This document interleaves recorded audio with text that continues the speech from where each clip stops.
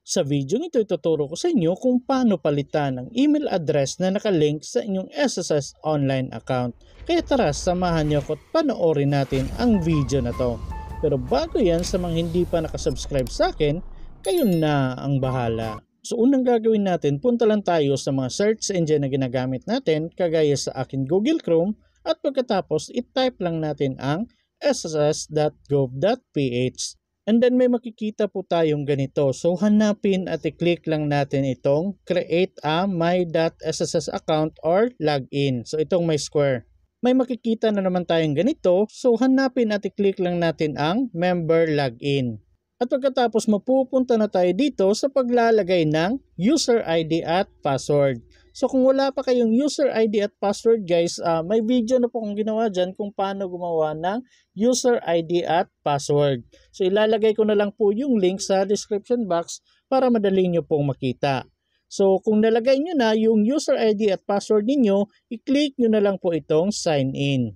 At mapupunta na po tayo dito sa one-time PIN. So kung nakikita ninyo, may time-based one-time password na yung sa akin. Alam ko kung bago pa lang kayo nag-login, one-time PIN through SMS pa lang yung nakalagay dyan. So kung ganyan, i-click nyo tong get PIN. Pero sa akin, itong time-based one-time password yung ilalagay ko. And by the way guys, kung gusto nyo magkaroon ng time-based one-time password, may video na po kong ginawa dyan kung paano mag-create or gumawa ng time-based one-time password. Ilalagay ko na lang din po yung link sa description box. So i-click lang po natin itong get PIN. At pagkatapos dito, maglagay na kayo ng time-based one-time password ninyo, or kung one-time PIN through SMS yung kinlik ninyo, maglagay kayo ng OTP na marireceive ninyo. At kung okay na at nalagay nyo na, i-click nyo na po itong login. At pagkatapos, makakapasok na po kayo sa inyong SSS online account. So dito may makikita kayong data privacy notice. So basahin nyo na lang po yan, scroll down nyo na lang po hanggang sa may makita kayong ganito. I-click nyo ang I agree, itong may square. And then mapupunta na kayo dito or makakapasok na kayo sa homepage ng inyong SSS online account. At dahil sa gusto nating palitan yung email address na nakaregister sa ating SSS online account, so i-click lang natin itong profile natin dito, itong may picture, itong may square guys. And then may makikita na naman tayong ganito. So dito hanapin at i-click lang natin itong my details. Ito po, itong my square.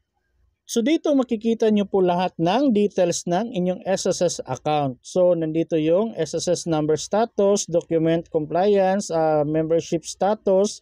Tapos dito sa baba makikita nyo yung employment details niyo. Kung reporting date, yung latest ER, ID. Tapos dito sa baba may makikita kayong other details. Ito po yung membership type, change and coverage status. So nandito po halos lahat.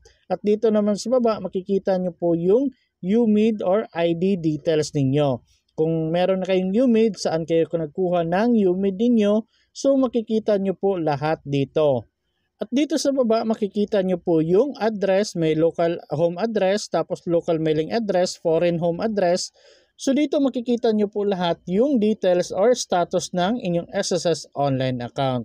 At dahil sa gusto nating mag-update ng ating email address or palitan yung email address natin, so i-click lang natin tong update information, itong nandito sa gilid. At pagkatapos mapupunta na po tayo dito sa update contact information. So dito kung makikita ninyo, nandito po yung member basic information. So makikita nyo po yan, yung SSS number ninyo, yung member's name, date of birth, tapos date of coverage, tapos yung home address.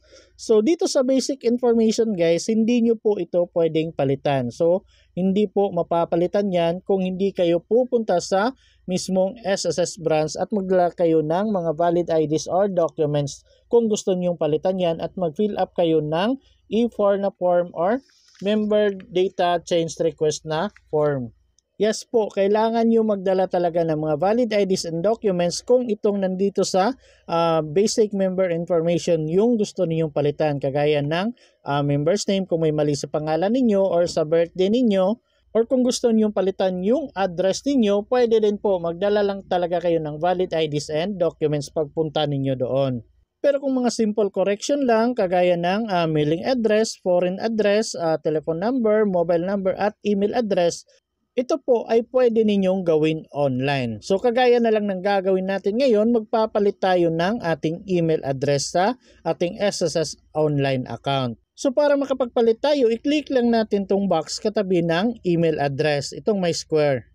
At pagkatapos may makikita tayong box dito sa baba. So dito natin ilalagay yung bagong email address na gusto nating ipalit sa dating email address natin. So ilagay nyo po yung email address dito. So make sure po tama yung email address na ilalagay ninyo. So i-double check nyo pong maigi and make sure active yung email address na ipapalit ninyo at nabubuksan po ninyo. At kung okay na, i-click nyo na po itong next. At pagkatapos kung ganito yung makikita ninyo, email address already in use. So magpili daw kayo ng bagong email address na ilalagay ninyo. Kasi itong email address na nilagay ninyo, yung bago, ay nagamit na po sa SSS online account. Baka hindi sa inyong account, baka sa ibang account, basta nagamit na po siya, so hindi na po pwedeng gamitin yung email address na nilagay ninyo. So magpalit kayo ng bagong email address or gumawa kayo ng bagong email address. Pero kung napunta naman kayo dito at may makikita kayong please review the corrected data before you proceed. So dito guys, i-review nyo yung email address na ilalagay ninyo. At kung okay naman at tama naman lahat yung spelling, i-click nyo na po itong submit. At pagkatapos may makikita kayong transaction number at yung date dito sa taas. And then may nakalagay din dito na may marireceive daw kayong email na kailangan ninyong i-click para ma-activate yung pagpa-change niyo ng email address. Dapat within 3 working days ay na-click na ninyo yon para hindi po makancel yung application ninyo or pagpapa-update ninyo. So yun nga, mga ilang minuto lang pagka-click ko ng next, may nakita akong ganito tapos may na-receive na kaagad akong email na kagaya nito. So may nakalagay dito na updating of email address. So may nakalagay din dito na click here, itong kulay blue. So dapat ma-activate mo ito within 3 working days para hindi makancel yung pagpapa-update ninyo ng email address. So i-click lang natin tong kulay blue na click here, ito po. At mapupunta kayo ulit dito sa pag-login ng inyong SSS online account. So maglalagay na lang kayo ng OTP dito. So i-click nyo na ang login kung meron ng OTP. At pagkatapos may makikita tayo ulit na data privacy notice. So scroll down lang natin ulit yan hanggang sa makita natin itong I agree. At i-click lang natin ito. At pagkatapos mapupunta na tayo ulit dito sa update contact information. At kung nakikita ninyo may nakalagay dito na this is to confirm the following changes. So kung kanina review, ngayon to confirm na. So i-review nyo ulit yung email address na nakalagay na dito. So kung okay na at tama naman lahat at gusto ninyong i-confirm, i-click nyo na lang po itong confirm. At kung ayaw nyo namang i-confirm, ayaw nyong palitan na yung email address niyo, pwede nyo pong wag na lang i-click yung confirm para hindi po ma-change yung email address niyo. At yun pa rin yung dating email address yung gagamitin ninyo. Pero kung gusto nyo na talaga, i-click nyo na lang po ang confirm. At pagkatapos may makikita kayong ganito, successful na daw yung confirmation ninyo. So dito may makikita kayong after 2 days daw na may marireceive kayong PDF copy ng inyong update information.